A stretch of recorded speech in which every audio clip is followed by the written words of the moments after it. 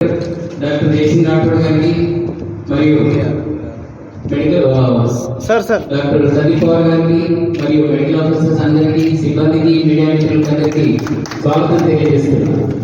అందరూ కూడా దయచేసి వారి వారి చైర్లలో కూర్చోవాల్సిందిగా కోరుతున్నాను. కలెక్టర్ గారిని పూల మొక్కరించి సాధారణంగా స్వాగతం తెలియజేసి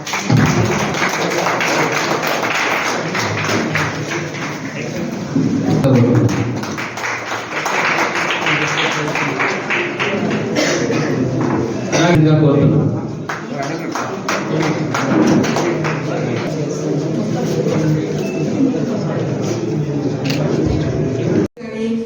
పారాలసిస్ కానీ, అసిడిటీ కానీ, కాఫ్, ఆస్తమా వీళ్ళందరూ వస్తున్నారు. ఇక్కడ డైలీ ఒక్కొక్క డిస్పెన్సరీని యావరేజ్ చూసుకుంటే డైలీ సంబంధించిన ఈ దీర్ఘకాలిక వ్యాధులకు ఏదైతుందో పంచకర్మ ఉందని ఆశిస్తున్నాను. ఇంకోటి ఏంటంటే దీని వల్ల మానసికమైన కానీ నిద్ర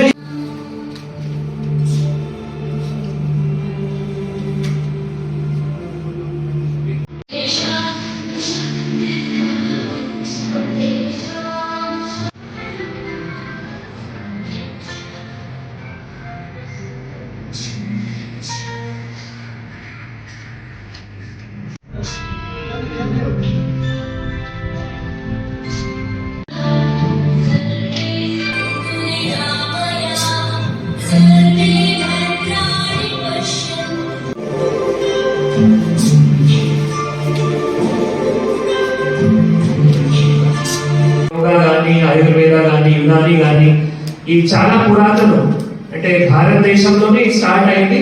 ఇప్పుడు భారతదేశం నుంచి అన్ని దేశాలకి పోతున్నాయి. ఇన్వెంటర్ భారతదేశంలో యోగా అంటే పతంజలి గారు, తర్వాత అట్లా ధన్వంతరి గారు. సో వీరు అప్పుడు ఫిలాసఫీ, యోగా కూడా ఒక ఫిలాసఫీ. ఆయుష్ లో కూడా అన్ని డిఫరెంట్ ఏవైతే డిసిప్లిన్స్ ఉన్నాయో ఫిలాసఫీ కూడా ఉంది, మెడిసిన్ కూడా ఉంది. సో భారతదేశం నుంచి స్టార్ట్ అయి ఇప్పుడు వాటికి ఇంపార్టెన్స్ వేరే దేశంలో కూడా పోతున్నాయి. అందుకే ఇంటర్నేషనల్ డే ఆఫ్ యోగా కూడా 21 జూన్ అట్లా సెలబ్రేట్ చేస్తున్నాం. సో ఇప్పుడు కానీ ఏమైతున్నాయి అంటే వేరే దేశంలో ఎక్కువ అలవాటు అవుతున్నాయి, మన దేశంలో అలవాటు తగ్గిపోతున్నాయి. అది ఒక బాధ. వేరే దేశంలో చాలా చక్కగా ఇది అడాప్ట్ చేస్తున్నారు, కానీ మన దేశంలో అలవాటు తగ్గిపోతున్నాయి. సో అలవాటు తీసుకొని రావాలి అంటే ఇక్కడ ఆయుష్ డిపార్ట్మెంట్ కానీ, డిఎంహెచ్ఓ గారు కానీ, డైరెక్టర్ గారు కానీ అందరికీ బాధ్యత. ఎక్కువ అలవాటు తీసుకొని రావాలి.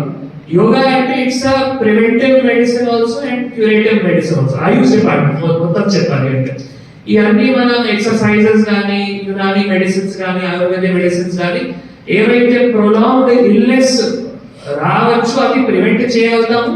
ఏవైతే ప్రొలాంగ్డ్ ఇల్నెస్ కి వేరే డిపార్ట్మెంట్స్ లో ట్రీట్మెంట్ ఉండకపోయినా కూడా మనం క్యూర్ చేయగలుగుతాం.